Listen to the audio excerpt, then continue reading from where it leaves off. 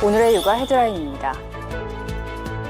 환경부는 미세먼지로부터 어린이 건강을 보호하기 위해 통학용 LPG 차량을 신차로 바꿀 때 지원금을 주기로 했습니다. 야외 활동이 많은 5월인데 수족구병 의심 환자가 최근 2달 사이 2배 가까이 늘어 각별한 주의가 필요할 것으로 보입니다. 환경인구 감소에 따라 초등학교와 중학교 신규 채용 교사 수도 2030학년도까지 최대 20%, 35% 각각 감축됩니다. 이상 오늘의 육아 헤드라인이었습니다. 프랑스에서는 올 가을부터 초, 중 등 모든 교육기관에서 스마트폰 사용을 금지하는 법이 시행됩니다. 현재 청와대 국민청원 게시판에는 아이들의 스마트폰 구입과 사용을 법으로 제한시켜달라는 부모들의 요구가 빗발치고 있다고 합니다. 아이들의 과도한 스마트폰 사용으로 인한 부작용이 워낙 많다 보니 한 번쯤 깊이 생각해볼 문제인 것 같습니다. 육아버스 첫 소식부터 만나보시죠. 환경부는 미세먼지로부터 어린이 건강을 보호하기 위해 통학용 LPG 차량을 신차로 바꿀 때 지원금을 주기로 했습니다. 환경부에 따르면 2009년 이전 등록된 어린이 통학용 노후 경유차를 폐차하고 15인승 이하 LPG 신차로 전환할 경우 한 대당 500만 원을 지원합니다. 지난해 7월 서울을 중심으로 800대 규모로 시작한 이 사업은 올해 지원 규모가 총 1,800대로 늘었고 범위도 전국으로 확대됐습니다. 어린이 통학 차량은 지난해 5월 기준 전국 약 8만 대로 대부분이 경유차이며 10년 이상 된 노후 차량도 절반 이상인 것으로 조사됐습니다.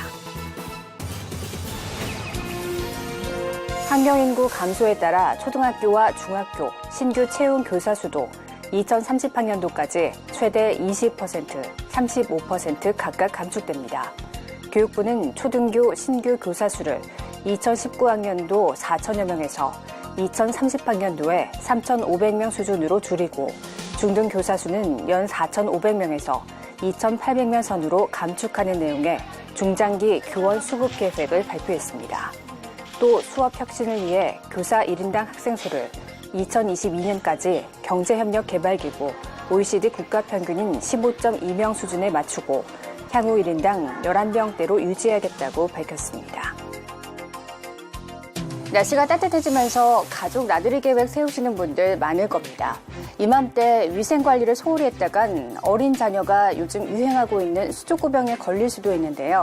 심하면 뇌수막염까지 올 수 있으니 각별히 주의하셔야겠습니다. 5살 미만 영유아들이 잘 걸리는 수족구병. 아이 입안이나 손과 발에 물집 같은 발진이 생기면 이를 의심해 봐야 합니다. 수족구병 의심 환자는 지난 3월 들어 늘기 시작하더니 거의 2달 만에 2배로 불어났습니다. 침이나 콧물로 옮은 만큼 전염성이 강해 빈번해지는 야외 활동과 함께 감염 환자도 덩달아 늘고 있는 겁니다. 수족구병에 걸리면 대개 일주일에서 열흘 이내에 자연적으로 회복되지만 바이러스에 따라 뇌수막염까지 올 수 있어 초기에 병원을 찾아야 합니다. 수족구병을 일으키는 장바이러스는 일부에서는 뇌수막염이나 뇌염과 같은 신경계 합병증을 동반할 수 있기 때문에 아이가 심한 두통과 구토를 동반했을 경우에는 빨리 병원을 찾는 것이 아직 예방 백신이 없어 평소 위생 관리가 중요한 만큼 외출 후에는 아이 손을 깨끗이 닦아주는 게 좋습니다. 또 아이들이 입에 가져가기 쉬운 장난감 관리는 물론 기저귀 교체 전후 위생도 신경 써야 합니다. 수족구병의 경우에는 증상이 소실돼도 대변으로 바이러스가 계속 일부 검출될 수 있기 때문에 어린이집이나 다자녀를 둔 가정에서는 기저귀를 갈기 전후에 손위생을 철저히 하셔야겠습니다. 수족구병이 나타나면 어린이집이나 유치원 등 단체 시설을 통해 걷잡을 수 없이 번질 수 있는 만큼 반드시 외출을 자제해야 한다고 전문가들은 당부했습니다.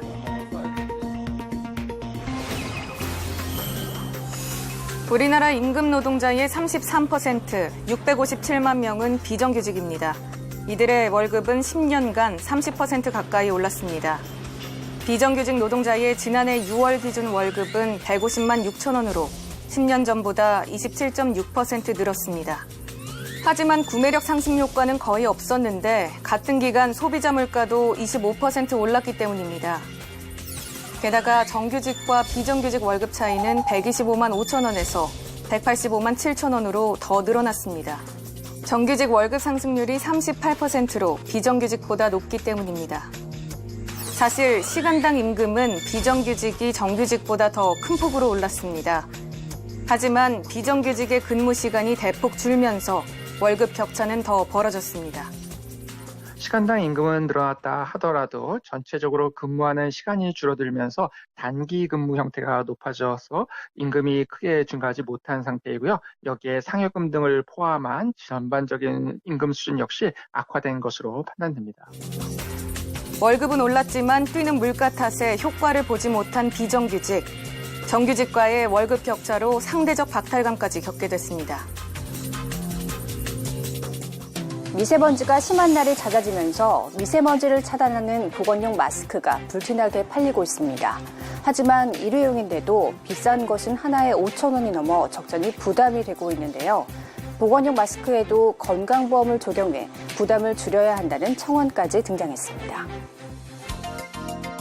시중에서 팔리는 보건용 마스크입니다. 미세먼지 차단 효과가 있는 식품의약품안전처 인증 마스크로 미세먼지가 심한 날이면 불티나게 팔립니다. 차단 효과에 따라 가격이 나뉘는데 가장 싼 제품이 3,000원이고 비싼 것은 5,000원을 넘습니다. 감당이 가능할 것 같지만 따져보면 상황은 달라집니다. 미세먼지를 차단하는 마스크는 일단 한 번 쓰면 오염되기 쉽습니다. 여기에 세탁을 하면 효과가 20% 이상 떨어져 1회만 사용하는 게 원칙입니다.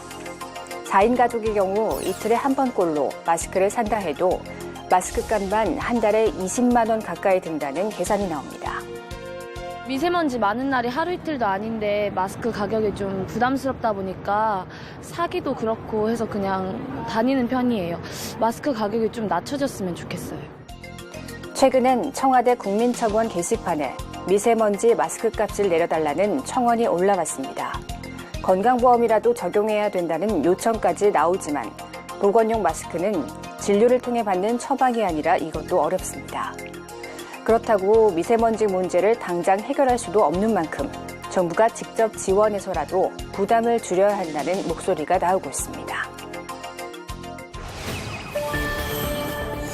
시중에서 쉽게 찾을 수 있는 어린이용 보드게임 인형입니다. 맨눈으로 봤을 땐 문제가 없어 보이지만 안전기준치를 넘긴 양의 유해물질들이 검출돼 모두 리콜 조치된 제품들입니다. 한 티셔츠에는 앞면에 찍힌 코팅에서 내분비계 교란 물질인 프탈레이트 가소제가 기준치의 100배가 넘는 양이 나왔고 크기가 작아 자칫 유아들이 입에 넣을 우려가 있는 보드게임에선 기준치보다 570대가 넘는 납성분이 검출됐습니다. 특히 아이들의 경우에는 이런 유해물질 흡수력이 어른들보다는 상대적으로 더 크기 때문에 특히 더 유해하다고 할 수 있습니다. 아이들을 위한 물건을 고를 땐 제품 안전정보센터에서 문제 여부를 확인하고 KC마크 인증이 있는 것을 선택하는 것이 좋습니다. 나들이가 잦은 5월, 아이들의 많이 찾는 음료를 살 때도 산성도를 주의해야 합니다. 아이들에게 인기가 많은 14개 음료를 조사한 결과 모두 산도가 기준치인 5.55pH보다 낮은 강산성이었습니다. 이는 이제 어른이들이 주로 마시는 음료들과 거의 별반 다를 게 없다고 생각이 들고요. 근데 이런 제품들을 소비자들이 섭취를 하게 되면 치아 부식증이나 아니면 충치 등이 발생될 수가 있습니다. 또 칼슘, 홍삼 등 성분을 내세운 음료들도 권장량에 못 미치기 때문에 효능을 기대하지 않는 게 좋습니다. 유치원과 초등학교는 현재 어린이 보호구역으로 지정돼 있는데요. 앞으로는 어린이 보호구역이 어린이집과 학원, 어린이 공원 주변으로도 확대됩니다. 정부는 5월 3일 이낙연 국무총리 주재로 국정현안 점검 조정회의를 열어 어린이 안전대책을 발표했습니다. 어린이들이 건강하게 자랄 수 있는 안전한 사회를 만들기 위해 정부는 교통과 식품, 제품 등 5대 분야에서 14개 과제를 선정했습니다. 우선 어린이 보호구역이 확대됐고 보행 환경이 개선됩니다. 통계청에 따르면 2016년 14세 이하 어린이 안전사고 사망자 가운데 교통사고는 44%로 사망사고의 가장 큰 비중을 차지하고 있습니다. 이에 따라 어린이 보호구역 지정 대상이 현행 유치원과 초등학교에서 모든 어린이집과 학원, 어린이공원 주변으로 확대됩니다. 이들 지역에는 앞으로 속도 저감 시설과 안전펜스 등 안전시설이 설치됩니다. 어린이 통학버스 제도도 개선됩니다. 이른바 세리미법이 적용되지 않아 논란이 됐던 합기도 학원버스도 통학버스 신고 대상에 추가되는 등 관리 대상이 확대됩니다. 정부는 어린이 식품과 제품에 대한 안전관리도 강화하기로 했습니다. 어린이가 먹으면 해로울 수 있는 식품의 제조 기준이 강화됩니다. 필요한 경우 제조와 판매도 금지됩니다.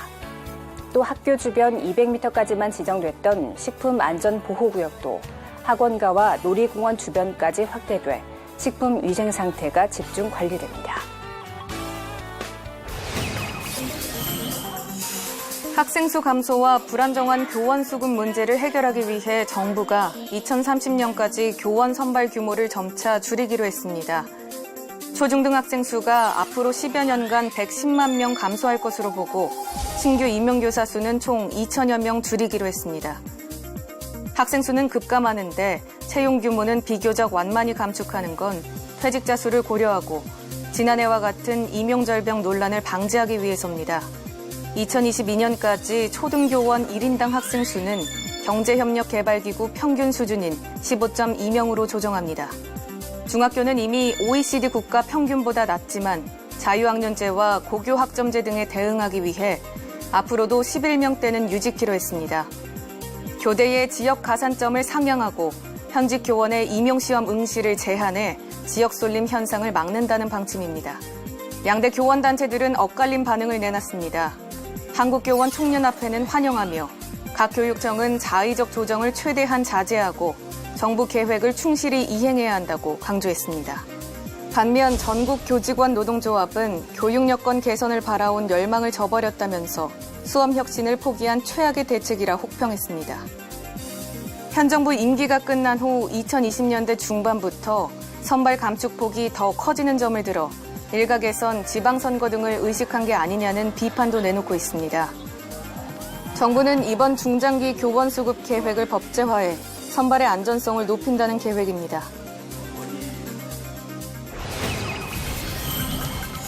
한 방송국에서 20년 가까이 기자로 일하던 A씨는 지난 2015년 갑작스럽게 PD로 발령받아 일한 지 2년 만에 쓰러져 숨졌습니다. 유족들은 A씨가 보직 변경 후 스트레스로 숨졌다며 업무상 재해를 주장했으나 받아들여지지 않자 소송을 냈습니다. 회사 측은 인사 발령이 난 지 2년이 지난 만큼 업무 변경과 사망 간 인과관계가 없다고 주장했지만 법원의 판단은 달랐습니다. 재판부는 A씨가 업무 변경 후 매일 가방에 사직서를 넣어 다녔고 실수로 징계를 받는 일이 잦았으며 사망 전날 상급자에게 질책을 받은 점을 고려해야 한다고 설명했습니다. A씨가 평소 고지혈증을 앓았지만 갑자기 악화돼 사망에 이르게 된 데는 스트레스가 결정적이었다며 유족 측에 손을 들어줬습니다. 경매 사건을 담당하는 부서로 발령받은 뒤 스스로 목숨을 끊은 법원 공무원 B씨에 대해서도 공무상 재해가 인정됐습니다.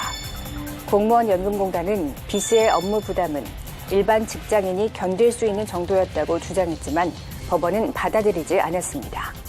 재판부는 책임감이 강하던 B씨가 업무에 적응하지 못한 상실감을 유독 크게 느꼈을 수 있지만 개인적 특성이 B씨를 자살로 내몰았다고 보기는 어렵다고 판단했습니다.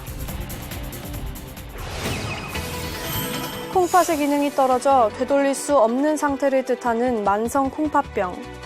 다른 장기들에도 치명타를 입히는 무서운 질환입니다.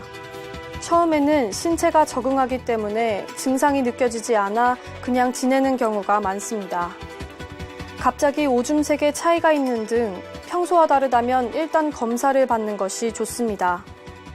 그래서 소변에 거품이 좀 많이 나오시는 것 같거나 아니면 색깔이 이제 빨개진 경우 혹은 온몸이 붓는 전신 부종이 생기면 콩팥 질환을 의심해 볼 수 있겠습니다.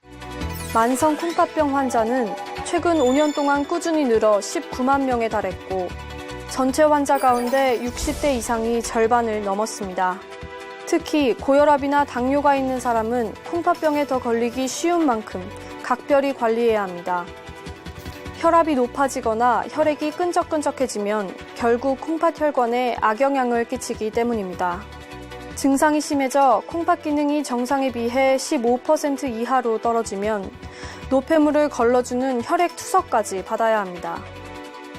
콩팥 기능이 이제 많이 나빠지시게 되면은 여러 장기의 합병증들이 오게 됩니다. 심내혈관 질환도 잘 생기고 뼈도 약해지죠. 콩팥병 환자분들은 이제 그 조기 사망률이 높아지게 되는데요. 전문가들은 콩팥병 예방을 위해 음식을 싱겁게 먹는 것이 가장 중요하고 꾸준한 운동도 도움이 된다고 조언합니다. 또 별다른 증상이 없어도 고혈압이나 당뇨가 있다면 정기적으로 콩팥 검사를 받을 것을 당부했습니다.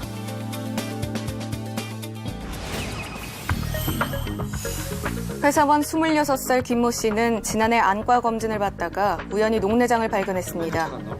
나이가 들거나 눈이 아픈 사람만 걸린다고 생각했지 자신이 환자가 될 줄은 꿈에도 몰랐습니다. 불편하고 뭐 눈이 아프거나 그런 건 없었기 때문에 몰랐었는데 이번에 이제 검사하게 되면서 뭐 안압이 정상인 경우에도 이게 나이가 어린 경우에도 다 걸릴 수 있다는 거를 알게 된 것 같아요. 녹내장을 제때 치료하지 않으면 점차 시야가 좁아지다 결국 시력을 잃게 됩니다. 환자가 시력 약화는 물론 높은 안압 탓에 두통이나 구토 증상을 호소하기도 하는데 한 해 환자가 80만 명 넘게 생길 정도로 흔합니다. 하지만 성인 10명 중 7명은 녹내장의 증상을 모른다고 답했습니다. 한 번도 검진받은 적이 없다는 응답자도 85%에 달했습니다. 여러 가지 위험 요인들이 있는데 제일 대표적인 건 안압이 높은 것이고요. 그다음에 나이가 많이 드는 거, 고도근시, 녹내장의 가족력, 고혈압, 당뇨 같은 것들이 있습니다. 따라서 그러한 요인들이 있다면은 본인 증상이랑 상관없이 녹내장이 있는지 없는지 확인하는 것이 필요하겠습니다. 전문가들은 녹내장은 완치가 어려워 초기 발견이 중요한 만큼 1년에 한 번씩은 검진을 받아야 한다고 권고했습니다.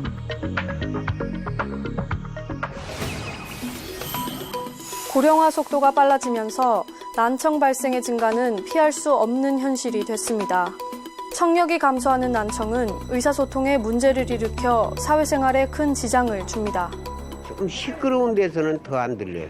이보다 더 나빠지지 않게 보존하는 거, 그거예요. 최근 6년간 난청으로 진료받은 인원은 해마다 4.8%씩 늘어난 것으로 나타났습니다. 연령대별로는 70대 이상이 가장 많았고 60대, 50대 순이었습니다. 청력은 40대 중후반부터 줄기 시작하는데 70대 이상의 난청 환자는 대부분 노인성 난청으로 분류됩니다. 난청은 원인에 따른 치료 방법을 찾는 게 중요합니다. 그런데 노화의 과정으로만 여기고 그냥 넘기는 경우가 적지 않습니다. 난청은 초기에는 눈치채기 힘든 만큼 조기 발견을 위해선 청력 검사를 정기적으로 받아야 합니다. 난청이 생기면은 우리 밖에 그 소리 신호가 귀를 통해서 뇌로 제대로 올라가지 않기 때문에 뇌가 적절한 자극을 받지 못해가지고 뇌의 그 어떤 언어를 맡아보는 그런 부분들이 자꾸만 퇴화되어가는. 난청을 방치하면 인지 능력까지 떨어져 치매 위험이 높아지고 우울증 발생에도 영향을 주는 것으로 보고돼 제때 치료받는 게 중요합니다.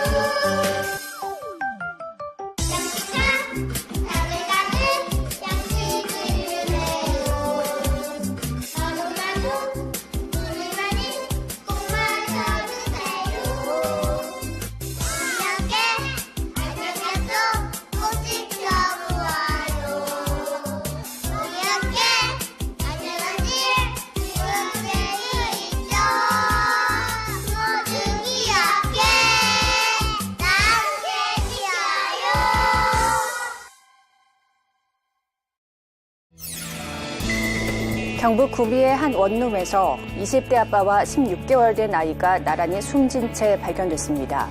음식을 해먹은 흔적이 없다는 경찰의 발표가 나왔는데요. 우리 사회의 뼈아픈 단면이 아닐 수 없습니다. 앞만 볼 것이 아니라 옆을 돌아볼 수 있는 마음이 필요할 때입니다. 육아포커스 마칩니다. 시청해주신 여러분 고맙습니다.